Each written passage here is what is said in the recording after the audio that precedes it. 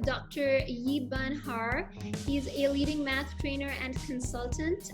He is curriculum director at Pathlight Schools, a researcher and consulting author for the Think Mathematics program, and he's written a lot of other Singapore math curriculum books as well. He's worked as a school teacher for about a decade, as a professor for about a decade, and he runs his own 2 schools. He's been the cause of higher math outcomes for so many students, and he's often called the Michael Jordan of Singapore math, which I think is quite an amazing title to have. I'm happy to have him here on my podcast today. So thank you for being with us, Dr. Ban Har. And how are you doing? And how is the COVID crisis faring on your side of the world? Thank you. The situation is a bit crazy around the world. Fortunately, the COVID situation in this part of the world, where I live, where I work, in Malaysia, in Singapore, in Thailand, the COVID situation is pretty much under control.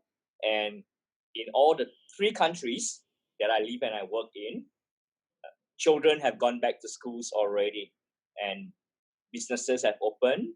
Things are going back to normal. It's not normal as in what we used to know it, but children are back in schools and people are out and about doing whatever they're supposed to be doing. That's great. That's really good to know, because right now we're in that crisis where we're trying to figure out whether schools should open or whether they should remain closed.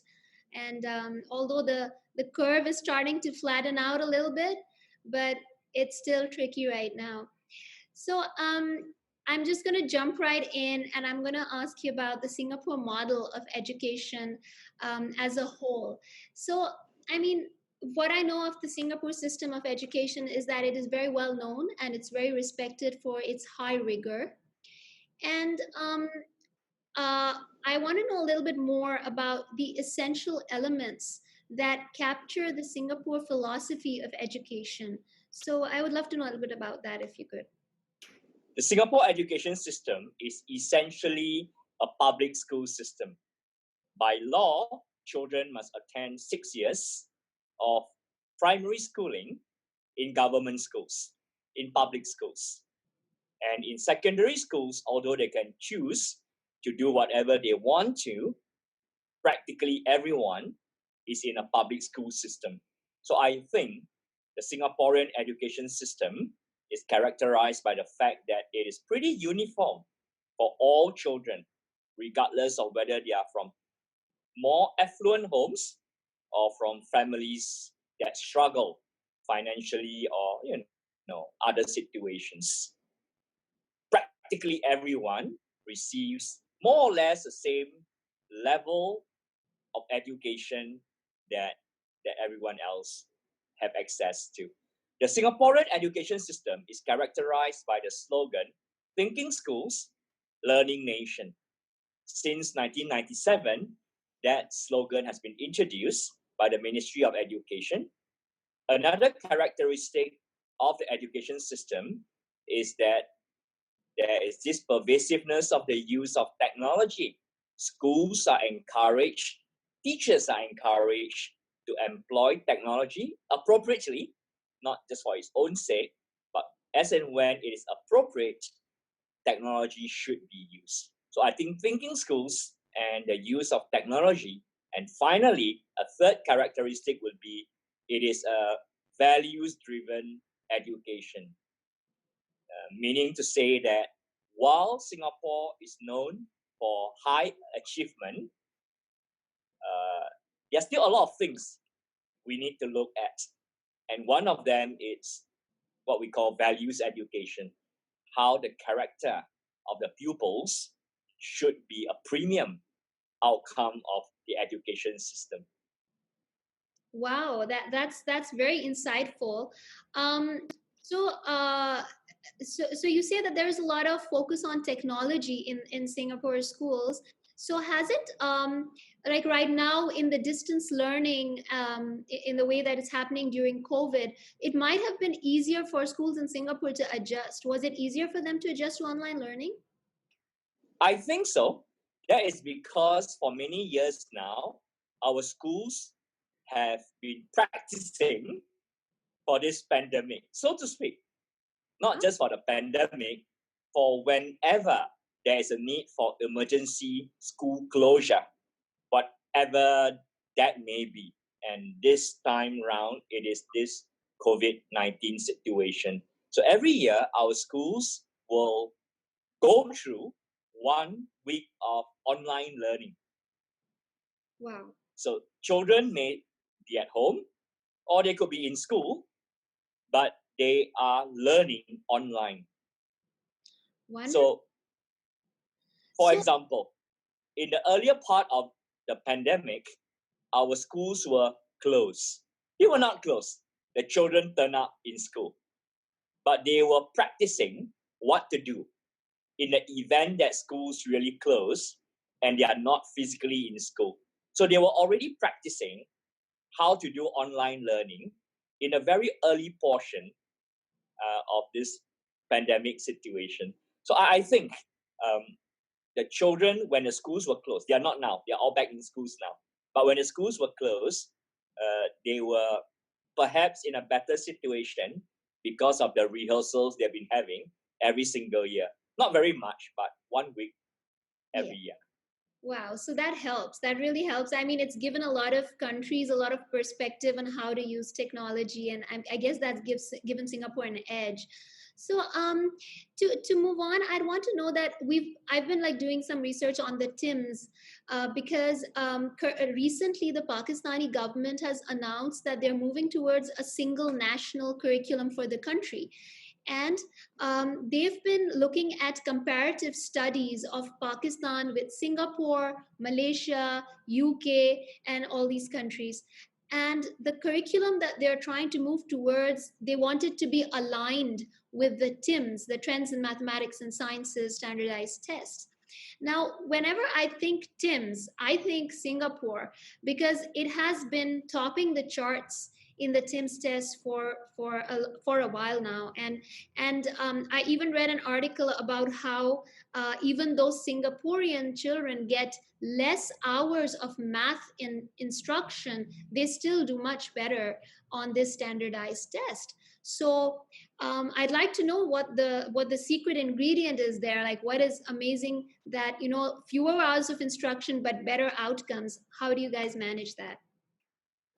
Of course, the measure of hours is just school hours, and we do not really know how much time children actually spend on schoolwork outside school hours. Of course, the Singapore curriculum is not written aligned to TIMS. In fact, we do not really pay too much attention to it, mostly because TIMS is really merely a benchmarking study to make sure that we're in the right direction. And if there are things to be fixed, we can fix it.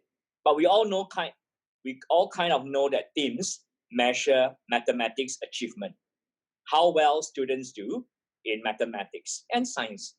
And for mathematics, they measure how well students know their basics, how well students can apply the basics in problem-solving situation, including the more advanced kind of problems that is unusual or novel and requires some kind of explanation. It just so happened that the Singapore curriculum, being focused on problem solving, dovetail very well with the achievement test given out in TIMS.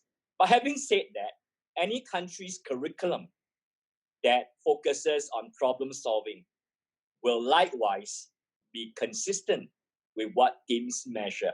TIMS, being an international study, cannot be measuring obscure stuff.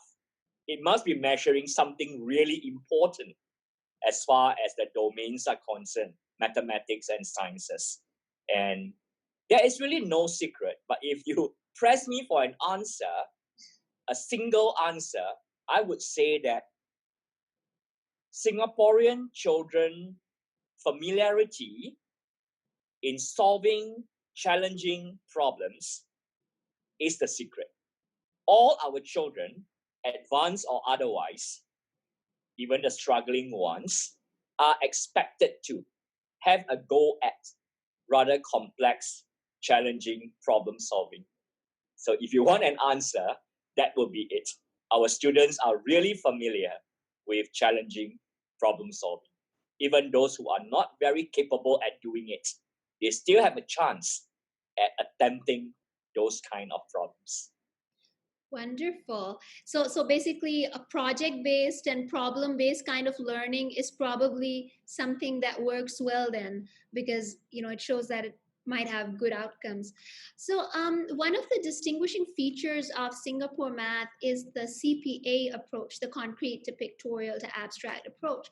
And I always wanted to know that at some point somebody in Singapore said that this approach to this learning theory is amazing and let's apply it to mathematics and see how that works. So is there a story there, and how did it come? I'd love to know that. Yeah. So prior to the 80s, in the 60s and 70s, Singaporean students were not doing very well in mathematics in particular, but in education in general. So in the early 80s, the government, the Ministry of Education, decided to do something about this. And they set up an institute called the CDIS, Curriculum Development Institute of Singapore. In 1980, they decided to look at mathematics. So they were trying to change mathematics in the early years.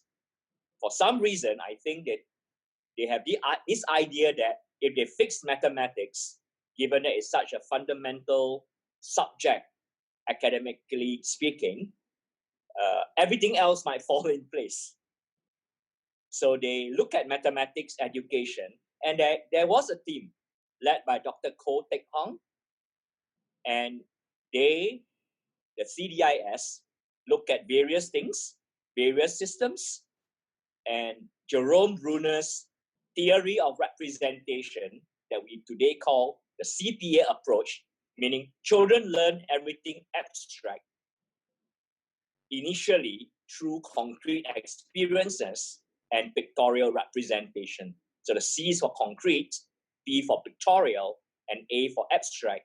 That's Jerome Bruner's theory. And Dr. Koh's team decided that has to be something that is central in the mathematics learning. I mean, that is why it is a theory. So Bruner's theory was adopted amongst others, and that has been a central component of mathematics education in Singapore since. So CDIS experimented that for 10 years in the 80s. And in 1992, the so-called new curriculum, the current one that we are using, was introduced. The problem-solving curriculum, where students learn concretely. There's a heavy emphasis on pictorial representation to learn the abstract, which is what mathematics is all about. That has been in place since then. And despite several revisions to the curriculum since 1992, in fact, next year, we're having another version of the Singapore curriculum for the primary ones starting next year. Despite all the various revisions, the central framework has remained the same, which is problem solving. Wonderful. So that's a story with CPA. That's a great story, actually. And you mentioned that there are a couple of learning theories in addition to the CPA that were used to create the Singapore math curriculum. Could you expand or elaborate on that a little bit? So all our teachers, having been trained at the National Institute, they would have learned 5 or 6 learning theories. Of course, Jerome Bruner's theories of the concrete, pictorial, abstract representation. They also learn about Zoltan Dean's theory about how the initial learning has to be somewhat exploratory, somewhat playful, not too formal. So that's the theory by Dean's.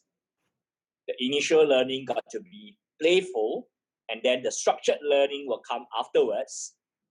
And the conclusion of it all is practice. So Zoltan Dean's theory is another one of those we teach our future teachers at the National Institute of Education. Another one, of course, is a theory of George Polya, who promoted the centrality, the central role of problem solving, mathematical problem solving in mathematics. And he gave us the word mathematical problem solving heuristics, and all Singaporean teachers are well versed with this idea of problem solving heuristics. And then, of course, there are the various other theories like that of Vygotsky. Learning must always be a social activity. So it is often that students are working in groups before they move on to independent work. So those are some essential theories our teachers learn. And a final one, I would say, would be the theory of Richard Scamp, who emphasized the importance. So I was saying, it is not as if the students learn the procedures first and then afterwards acquire the conceptual understanding of it. Neither is it true that you learn the concepts, the meaning, and then afterwards you learn the procedure.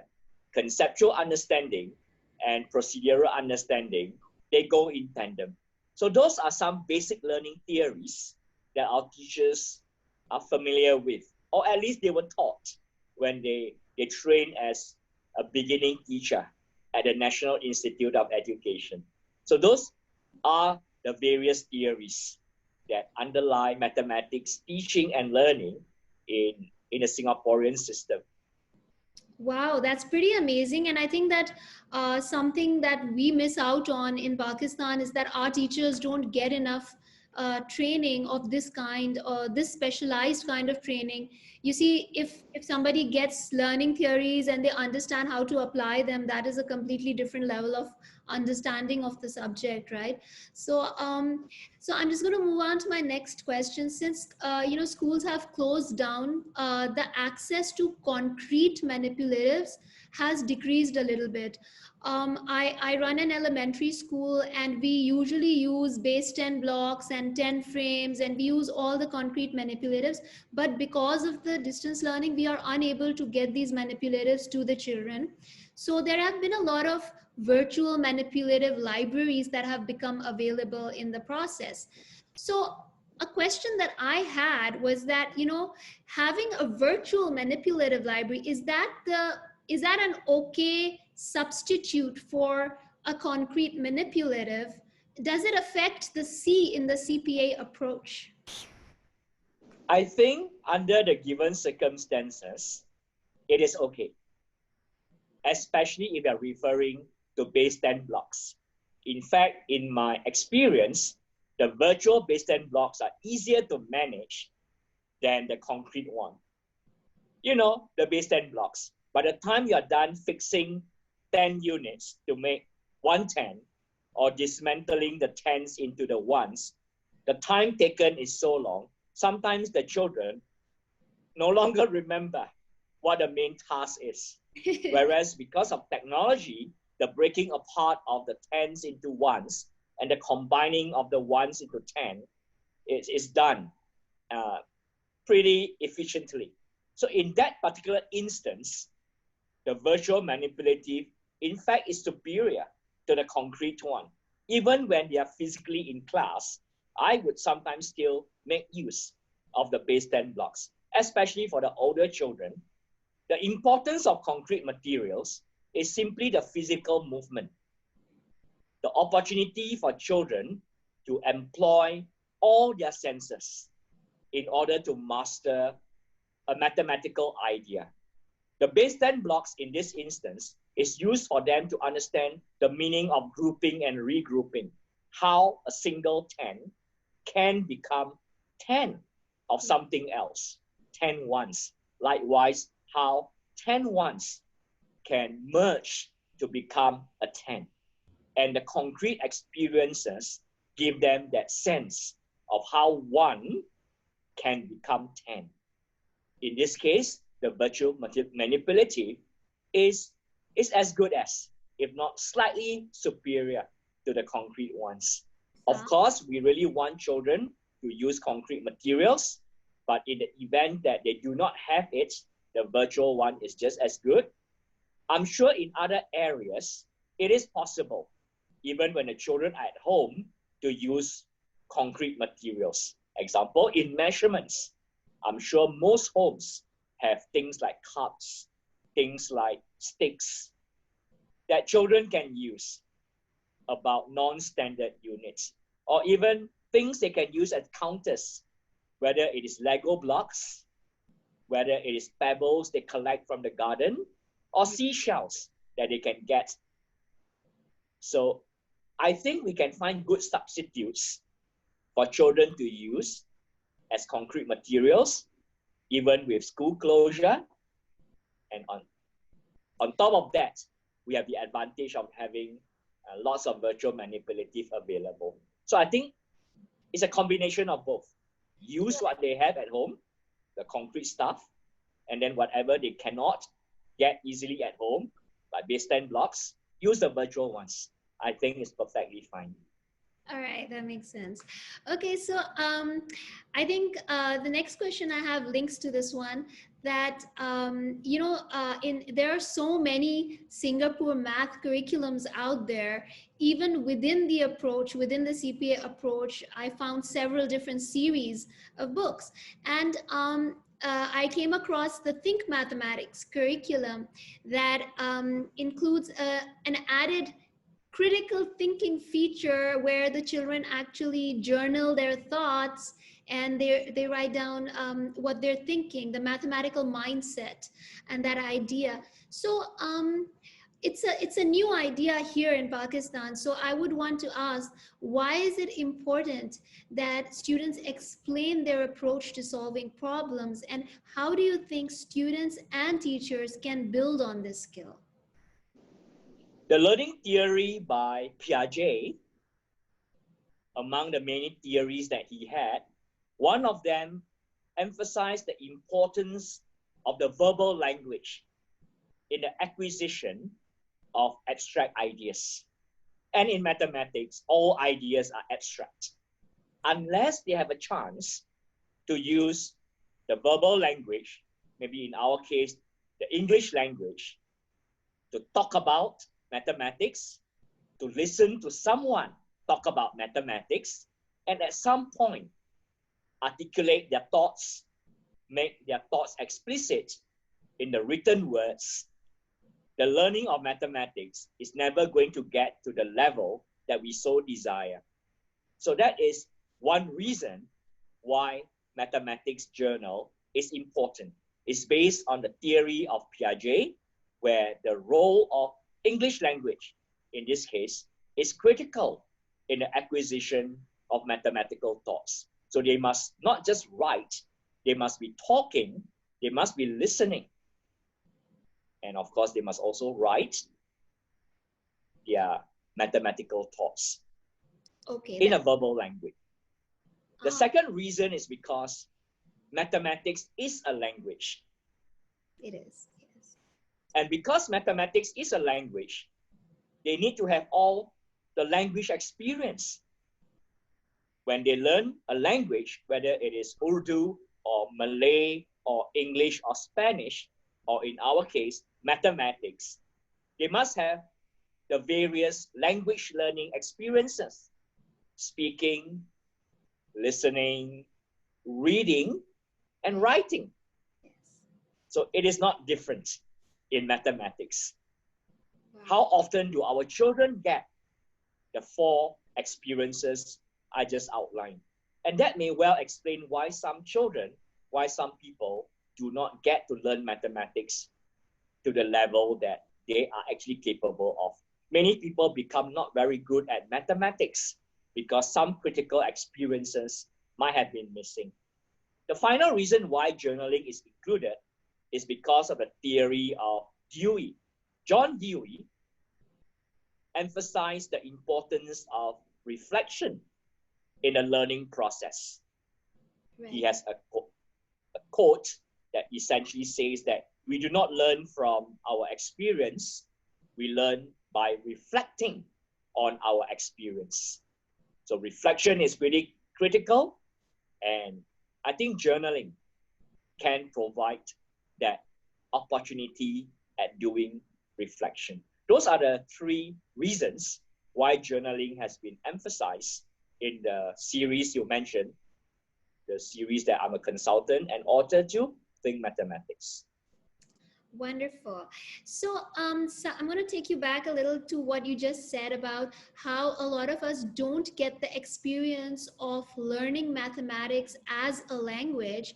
And perhaps that affects, for a lot of people, that affects their relationship with mathematics. And a lot of people get math anxious, and a lot of children and sometimes even a lot of adults have math anxiety. So, what, how do you propose that we can address math anxiety in young children, and how can we move them past that to develop a good relationship with mathematics? The main method to avoid that altogether is what happens in the classroom. You might be familiar with the work of Carol Dweck and Joe Bowler, Yes. growth mindset, Yes. mathematical mindset. Yes. And it is now well known that children who think of mathematics as a collection of facts, procedures, algorithms to be memorized, they do less well. And they would have the anxiety that you have mentioned.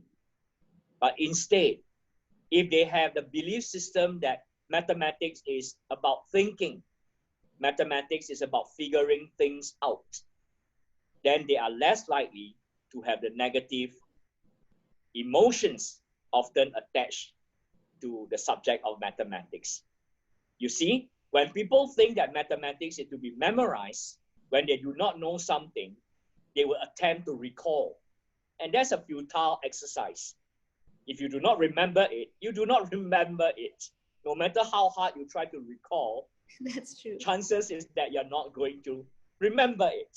But Yeah. if you believe that mathematics is a subject to be figured out, then when you do not remember something, you just go ahead and figure it out. Let me give you a common example of the times table that is well known around the world. Something to be memorized by heart. So let's say a child doesn't remember 9 times 7. If the child have a belief system that mathematics is to be memorized, the child is lost, the so-called learned helplessness. But if the child believes that mathematics is a subject where you figure things out, the child will say, okay, I do not remember 9 times 7, but I remember 9 times 5, that's 45, and I remember 9 times 2, that's 18, and 9 groups of 5s, and 9 groups of 2s. When I put the 5 and the 2s together, I'm going to get a 7s. So 9 groups of 5 and 9 groups of 2 can be combined, can be added to give me 9 groups of 7. So all I'm going to do is to add my 45 and my 18 to get to my final product in a short amount of time, 15 seconds, 20 seconds, half a minute. A child who does not remember 9 times 7 can easily get to the answer. But that depends on whether that child has the mindset that mathematics is a subject where you figure things out, or a subject to be memorized. Wow. So in Pakistan, a lot of the times, math is taught through rote memorization even now, and a lot of tricks and tips to get to the answer quickly. And there are a lot of computations and long calculations, and it's still being taught that way. And I think you just answered a question that I had, is that what are the drawbacks of this kind of teaching? Because a lot of the times people say that, yeah, but okay, if you can, even if you don't memorize it and you have a time test, like you're giving your GREs or your SATs, you have a time and you have to complete a test in a certain time. So if you sit down to kind of, if you don't remember the timetable and you sit down to analyze and figure it out, it's going to take you longer. So, so how do you respond to that? What do you exactly say to that? And and the more you practice at figuring things out, the more fluent you are at figuring things out. And that gives you an agile mind. And with the kind of agility that you have mentally, whatever test you take, you're going to do well. Whereas if you're the kind who memorize things, I can give you an hour and you cannot recall, you're just going to waste your time. So it is really a false dichotomy that some people have in trying to draw a distinction between getting answers fast and figuring things out. In fact, when you are so used to figuring things out, you figure things out very quickly. And because you are figuring things out regularly, that makes your mind an agile one. And this is the kind of mind that gives children that added advantage, say in a time test. Not to say that time test is the most important thing, but Yeah. there's really a false dichotomy between people who do well on tests and people who can figure things out. I know for a fact from the students whom I've taught, those who can figure things out do better on time tests, on the national tests. And it is the memorizers who often do not do very well. But even outside my own experience, there have been research by Joe Bola. She has quoted this many times, studying the data they have from teams and PISA, memorizers are the low achievers. It is in fact quite well established now that people who memorize, they don't do well. They don't do well on time tests anyway. For that reason, in Think Mathematics, we try to cultivate the culture of figuring things out on a daily basis. We try to prepare the textbook in such a way that figuring things out become an everyday thing. We are trying to use the textbook to influence the behaviors of the teachers in the classroom. So every lesson begins with a problem. In the book, we call that anchor tasks. And then students are always allowed to, expected to figure things out first before we come together as a class to discuss it. And explanation is given a premium. Students are always asked, why? Can you explain? So that's how we try to make sure the face of the mathematics classroom change. And that will, in turn, remove the so-called anxiety that's associated with mathematics amongst children.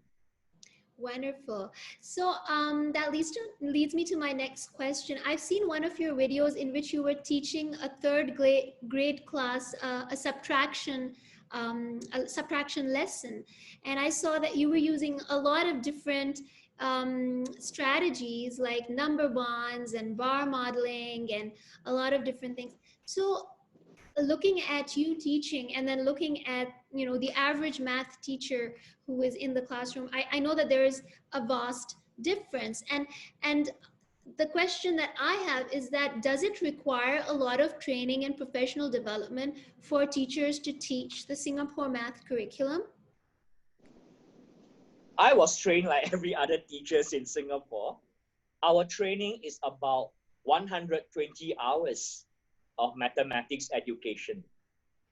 So every teacher in Singapore gets the same 120 hours where we learn various things related with pedagogy of mathematics. But I suppose for me, my graduate studies require me to read, and my interests.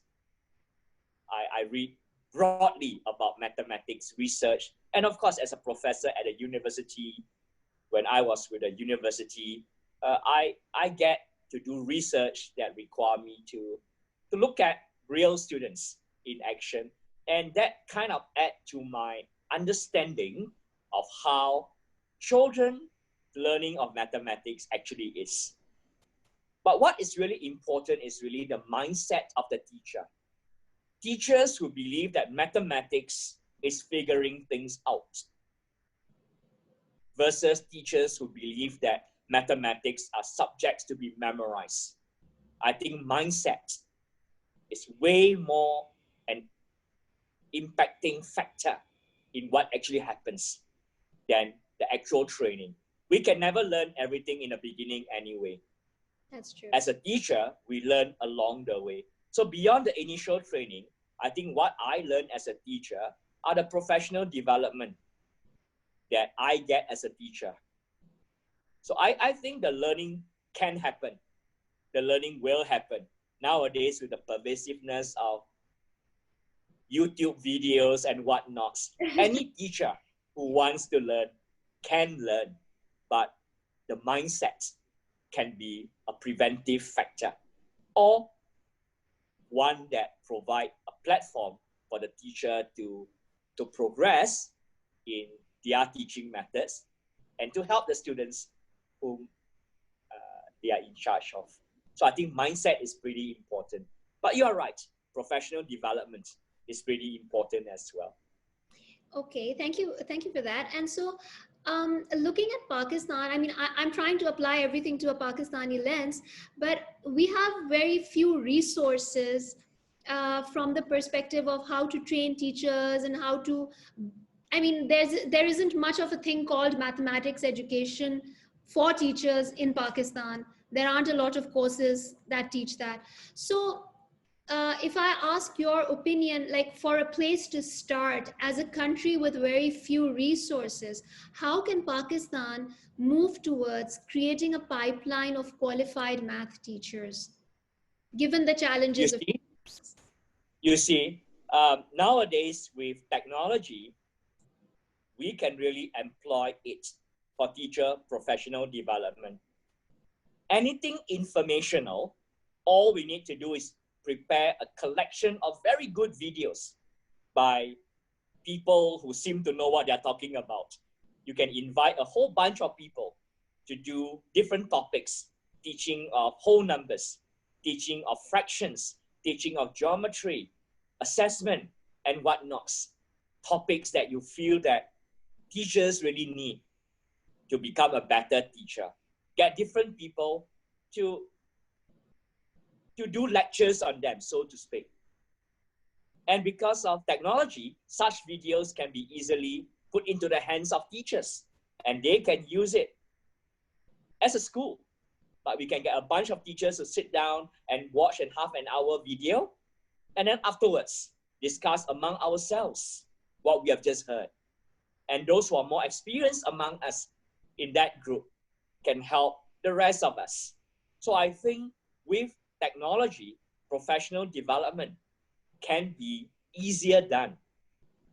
Anything that's informational, we can use technology. Invite people who are well versed with that topic to do a very good lecture for half an hour, for an hour. You can cut it down into 10-minute chunks because nowadays people do not like to watch long videos. That's true. Anything informational, we can employ technology. And then teachers in any country, if they have once in a while opportunity to attend an inspirational experience, a well-renowned speaker coming to the city, doing a 1-day course, doing a 3-day course, if they have a chance to be with someone who can inspire them, and that doesn't have to happen all the time. For some people, once in a lifetime of such an experience is enough. It's a turning point. And yet for others, maybe once every 5 years to renew their passion in mathematics teaching may be needed. So to me, a framework where they have inspiration as well as information, that is what is really needed to get more of our teachers to do the right things in the mathematics classroom. Information via technology and inspiration through a face-to-face kind of interaction, which I suspect is not so well done via technology. That's true. That's true. So what was your inspiration? How did you get into math? How are you so passionate about it? Is there something that happened? Somebody you met? Some story about how you came into this? For me, I don't think it is a trigger. It is more of my experience. I did not have a good experience learning mathematics as a child. You can understand that because that was way back in the 70s, where mathematics teaching and learning was not good at all in this part of the world. In fact, unfortunately, other than in Singapore, the rest of Southeast Asia, Thailand, Malaysia, the Philippines, Indonesia, we are still not very good in helping our students in mathematics learning. When you look at the PISA average scores and TEAMS average scores for Southeast Asian countries, we are on average at least 1 year below expectation. Singapore is an outlier. And you can understand my experience as a child learning mathematics was not a good one. And I suspect that experience made me, when I became a teacher, and I have always wanted to be a teacher. That's just my ambition as a child, which is realized. And when I became a teacher of mathematics, I know what not to do. I know what not to do because I had bad experiences. I know not to do what my teachers were doing. I do not blame them. They do not have the same kind of training that we now get. They did, I think, out of what they know, what they believe mathematics teaching should be, but that did not translate into any good experience for the learners. So I think that collection of experiences made me want to do the right thing even more when I became a teacher.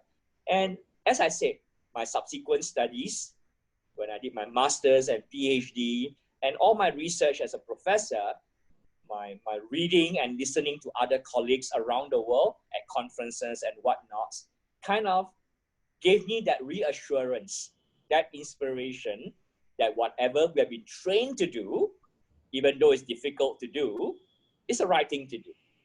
So I think my inspiration is more a collection of experiences and subsequent interaction with colleagues from around the world. Wow. Well, that's very inspirational. And I hope that all the math teachers who are listening to our talk, I hope they get inspired by that story. So just to end, I would want to ask that, at the moment, things are a little difficult for parents, especially who are trying to teach their children mathematics at home. A lot of them have not been taught mathematics the way the schools are teaching them. For example, a lot of the parents don't know the Singapore methodology, but they are trying to teach their children at home using that methodology. So, do you have any advice for parents on how to work on their children's mathematical outcomes and how to minimize any learning losses during this time? I have actually a detailed answer to that. It is in a form of videos. I will subsequently send you the links to the videos that you can share with all parents. Those videos are produced by Maths No Problem, which is the title of Think Mathematics in England. The publishers in charge of England's version of my textbook have done up a collection of videos for parents where I explain to parents in plain language essential things that they may want to know in the event that they're helping their children learn mathematics. Or if they're not, it is something for them to understand what mathematics learning is all about, in particular what people call Singapore Maths is all about. So I will share with you, and you can share with the listeners, the various videos where I give a more detailed answer. But I also want to say that as parents, you might want to trust the professionals a little bit. And the professionals in this case are the school teachers. I agree. Everyone seems to think that they know about pedagogy. everyone seems to think that they know how to teach just because they have gone to school. But teachers, they have specialized training, and they are the professionals. I may not understand very much what they do. Just like I don't, because I'm not a trained doctor. When I visit a doctor, I will not argue with a doctor about my illness. Yeah. I have a bit of trust in that doctor. Yeah, sure. Sometimes I have to go out and seek a second opinion, but generally, I do trust the doctors. Right. Having said that, that also requires schools to ensure that our teachers are professionals, and they must know what they are doing, because they are the professionals, and parents do depend on them for expertise in teaching and learning of their children. So that's my Right. thinking about parents in relation to the learning that their children might be experiencing. That's a bit different. Have some trust in the school system, have some trust in the colleagues, the teachers, but also schools, we have to be responsible, because trust is earned. It's not a given, isn't it? It's true. Completely agree with you there. Completely agree. So that kind of concludes our podcast, Dr. Yeap. And thank you so much. It's been such a pleasure talking to you. You've made math enjoyable for so many students and teachers all over the world. Your books are and will always be an integral part of our curriculum here at Ivy. In fact, I'm really interested in looking at the Think Mathematics curriculum, and I'm going to definitely try and get it imported. I hope that Pakistan as a nation is able to implement the newer research around math education. And I think with the single national curriculum and maybe alignment with TIMSS and even comparative studies with Singapore, I think they are maybe moving in a certain direction, and it might be helpful. So thank you for taking out the time to talk to me today.